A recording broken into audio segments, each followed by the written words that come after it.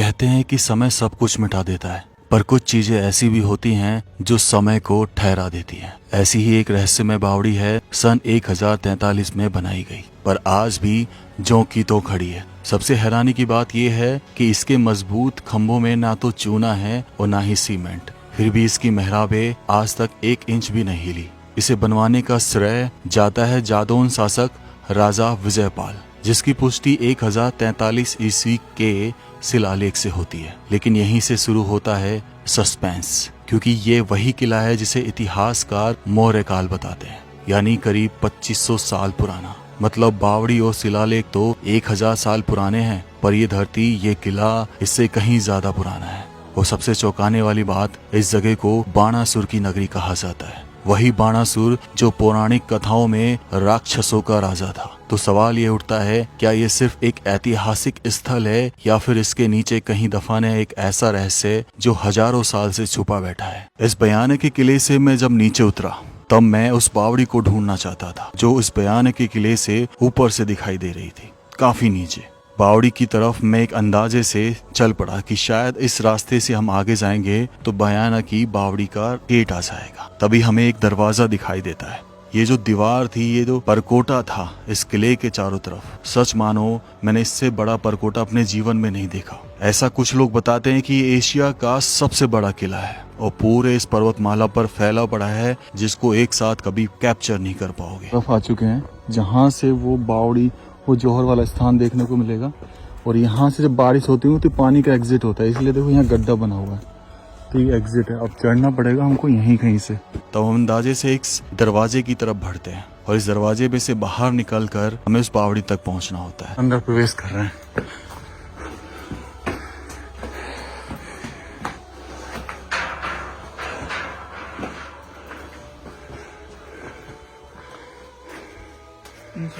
कहाँ है बावड़ी? लेकिन यहीं से तकरीबन 1-1.5 किलोमीटर का और ट्रैक हम तय करते हैं उस बावड़ी तक पहुंचने के लिए। आश्चर्यचकित करने वाली बात यह थी कि इस बावड़ी के चारों तरफ भी दीवार बनी हुई थी, बड़े बड़े सैनिक बुर्ज बने हुए थे, मानो जैसे कभी कोई समय में बहुत बड़ा साम्राज्य रहा हो। यहाँ के शासक करौली से बताए जाते हैं, लेकिन यहाँ पर शासन मुगलों का, अंग्रेजों का, सबका रहा समय समय पर। मैं इस बावड़ी को देखना चाहता था। इस किले की वीडियो तो मैं बना चुका था, अगर आपको भी वीडियो देखनी है तो उसका लिंक डिस्क्रिप्शन में है। लेकिन आज मैं इस बावड़ी को देखना चाहता था कि वाकई में बावड़ी की जैसी व्याख्या थी और 1000 साल पुरानी बावड़ी आज भी कैसे डटी हुई है। यहाँ तो 200 साल पुरानी बावड़ियाँ विलुप्त हो जाती हैं। ट्रेल चली आ रही है तक और हमें बावड़ी ढूंढनी है। स्टिल गलत तो नहीं आ गया अपन? ये हम पीछे की तरफ पहुंचे हैं, यहाँ से ऐसे ऊपर जा रहा है ये रास्ता और इसके अंदर है वो बावड़ी।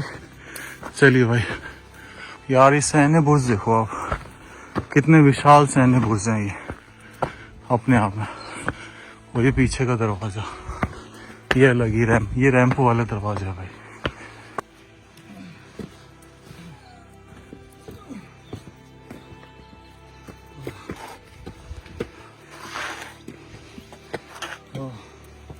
ये पीछे का एरिया है,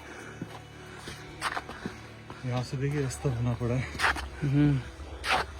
और वो रही सामने बावड़ी।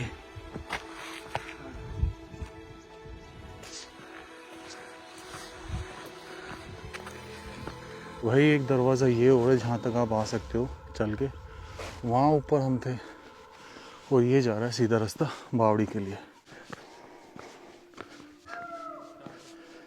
दोस्तों आज ये मैं आपको वो जगह दिखाता हूँ जहाँ 360 रानियों का जौहर हुआ।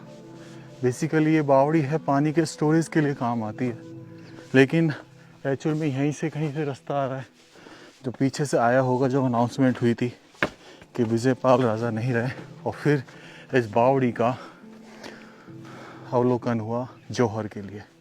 आ जाइए। ये 5 मंजिल की बावड़ी प्रतीत होती है। हम ना जाने गहरी तो कितनी है, पर ये प्रतीत इतनी ही होती है। ये पत्थर आज भी यही गवाही दे रहे हैं कि हम आज से हजारों साल पहले यहाँ पर रखे गए।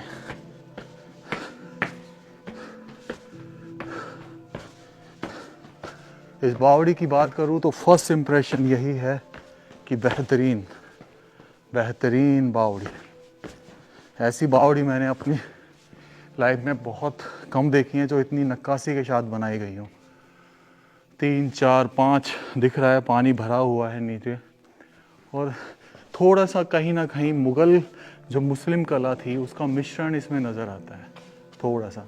लेकिन सामने अगर आप इन स्तंभों को देखेंगे तो वही अलंकृत स्तंभ जो हिंदू शैली में चली आ रही थी, हिंदू परंपरा के तहत, वो लगाई गई है।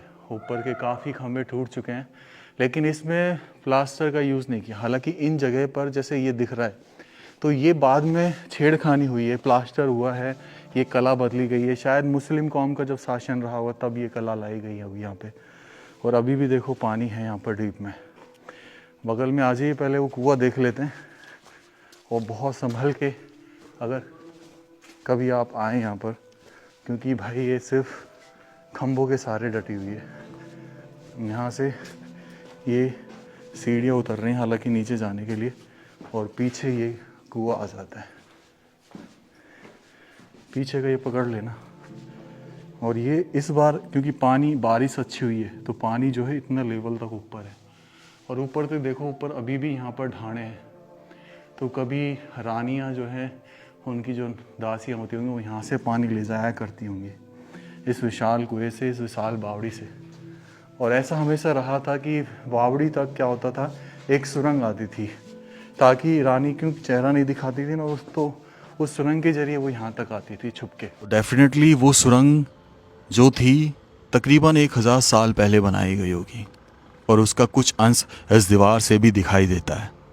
ऐसा लगता था कि इस दीवार के सहारे या इस दीवार के ऊपर ही छत रही होगी, वो सुरंग रही होगी जिसके जरिए रानी या दासियाँ यहाँ तक आती थी, क्योंकि उस समय महिलाओं को अपना चेहरा दिखाने की अनुमति नहीं होती थी। और इस बावड़ी में आके स्नान करके, और यहीं कहीं मंदिर भी होना चाहिए था जिसकी वो पूजा करती होंगी। लेकिन इतिहास इतना पुराना हो गया कि अब कुछ भी सही ढंग से बताना इम्पॉसिबल सा है।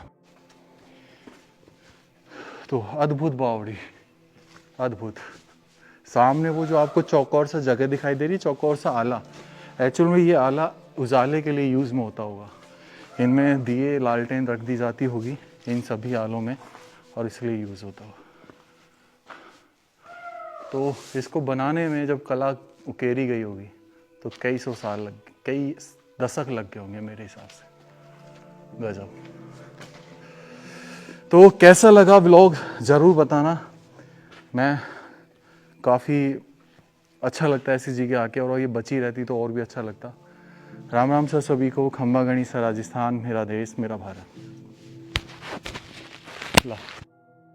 आपको ये वीडियो कैसी लगी ज़रूर बताना। राम राम सर सभी को। खंबा गणिसा राजस्थान, मेरा देश मेरा भारत।